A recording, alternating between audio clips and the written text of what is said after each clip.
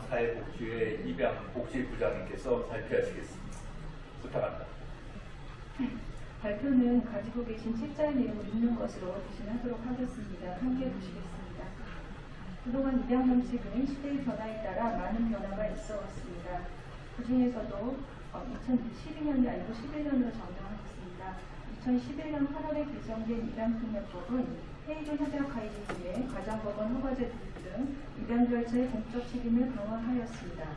이후에도 입양 체계의 공공성 확보에 대한 논의는 지속되었고, 개정된 630 아동복지법과 최근 발의된 세계의 입양특례법은 입양 정책의 또 한 번의 큰 변화를 예고하고 있습니다. 이에 지난 50여 년간 요구 아동들의 국내외 입양을 수행해온 민간 입양기관으로서 현장에서 바라본 지금의 아동보호 체계와 발의된 입양특례법들의 현안, 그리고 그에 따른 입양기관의 역할에 대해 이야기하고자 합니다. 630 아동복지법과 발의된 새 법안은 아동보호 체계와 입양 절차의 공적 책임을 강화하는 것으로서 입양 절차 전반의 수행 주체를 국가와 지방자치단체로 하고 업무의 일부를 사회복지법인 및 단체 등에 위탁한다는 것입니다. 또한 아동의 보호 업무 역시 아동양육시설, 일시보호시설, 공동생활과정 등에 위탁할 수 있도록 하였습니다. 입양 절차의 공공성을 강화하고 국가의 책임과 관리 감독이 이루어져야 한다는 것에 대하여는 입양기관에서도 이견은 없습니다. 다만 모든 것을 국가가 해야 하는 것을 의미하지는 않으며 아동의 최선의 이익을 위해 민간의 역할을 효율적으로 부여하고 안정성과 신속성이 변동된 시스템들이 유기적으로 움직이도록 설계하는 것이 정책의 핵심이 되어야 할 것입니다.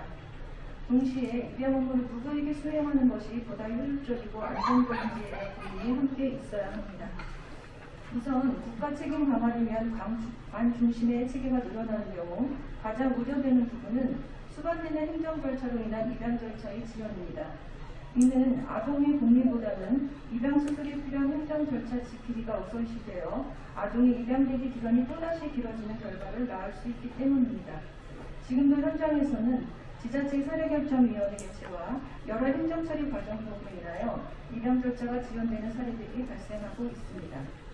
헤이그 협약에서도 아동의 건강과 복지에 영향을 줄 수 있는 불필요한 지연을 초래하지 않는 절차를 사용할 것과 가정이 없는 아동을 위한 영구적인 계획이 최대한 짧은 기간 내에 이루어질 것을 보장해야 한다고 하는 만큼 절차의 공공성 강화가 아동의 최선의 이익에 반하지 않도록 불필요한 지연을 최소화하는 노력이 필요할 것입니다.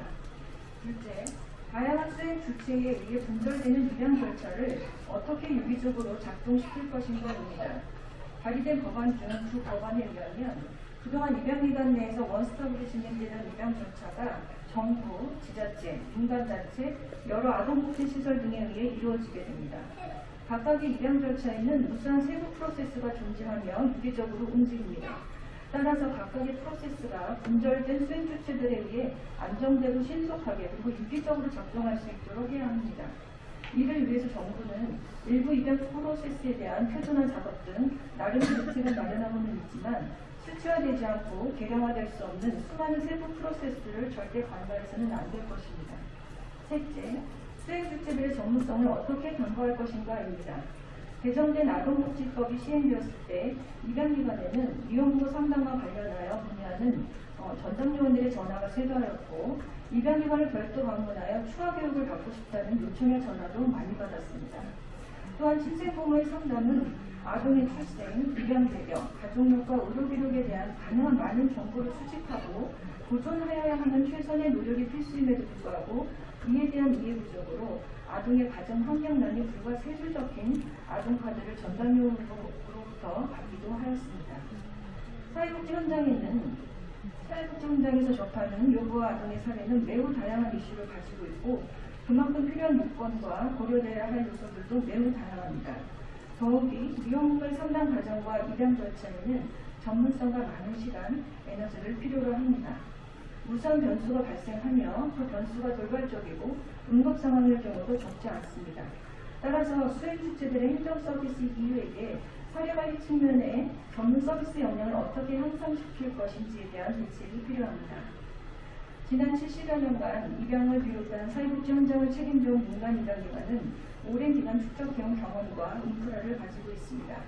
앞에서도 언급했듯 실제 입양과 관련한 사회복지 현장에는 법과 정책으로 담을 수 없는 수많은 맥락과 상황들이 존재합니다. 입양 절차의 실제 과정에서 존재하는 친생부모, 입양아동, 입양부모 3자에 대한 서비스는 행정의 영역만으로는 충분하지 못합니다. 그들이 가지고 있는 상황과 내면을 다루면서 입양을 진행하는 경험에 의한 전문성이 필요한 것입니다. 결연의 과정도 마찬가지입니다. 따라서 정부는 민간 입양기관을 무조건적으로 배제할 것이 아니라 민간 입양기관의 전문 인력과 경험, 인프라를 활용하여 입양 업무를 지속적으로 수행하되 개선할 것들을 찾아 더 나은 입양 실천 현장이 되도록 관리 감독 기능 강화를 통해 공적 개입을 담보하는 것이 보다 효율적이고 바람직한 정책이 될 것입니다. 정부도 최근에는 입양기관의 노하우는 입양복지 실천 과정에서 필요한 부분임을 인정하는 메시지를 주고 있습니다. 630 이후 이미 입양기관들은 입양 대상 아동들을 일시보호하며 변화된 아동보호 체계 안에서 중요한 역할을 감당하고 있습니다. 그러나 안타까운 것은 현재 입양기관들이 입양 정책의 변화와 사회적 요인 등으로 인해 그치만 운영난을 겪고 있다는 것입니다. 이에 정부는 아동복지 한 축을 감당하고 있는 입양기관의 안정적인 운영과 전문 인력들의 고용 안정을 담보하기 위한 대책 마련도 서둘러야 합니다. 그동안 계속 이상입니다. 그러나 끝났어요. 제언입니다. 그동안에 입양 관련 법안은 장기적인 개혁과 검토가 아닌 대내외적인 여론과 사건들 또는 이해관계가 얽힌 당사자들의 일방적인 주장으로 인해 개정이 이루어졌습니다. 이는 입양 정책 수립에 있어 정부가 주도적이고 선도적이지 못했다는 것입니다. 이에 앞으로는 정부가 아동의 최선의 이익이 무엇인지 장기적이고도 책임감 있는 정책 구상과 현장 중심의 입양 실천 방안을 촘촘하게 마련해 주기를 바랍니다. 다음으로 법과 제도도 중요하지만 인식의 변화 없이 이 땅의 입양아와 입양 가족들이 진정 행복을 누릴 수 없을 것입니다. 모든 생명은 소중하고 존중받아야 하며 모든 아동들은 행복한 가정에서 부모로부터 온전한 사랑을 받으며 자랄 권리가 있음을 정부와 모든 국민이 인식할 때 우리 아동들의 진정한 복지가 실현될 것이라 믿습니다. 정부는 해외 입양 중단이 어렵다고 합니다. 국내 입양되지 못해서 국외로 갈 수밖에 없는 잠재적 장애 아동들이 여전히 있기 때문입니다. 그렇다면 정부는 아동 중심의 결연이 될 수 있도록 최선의 방식으로 제도를 수정 보완하고 입양인식 개선을 통해 발생된 입양대기 아동들 모두가 건강하고 준비된 국내 가정에 입양될 수 있도록 그 책임을 다하여야 합니다.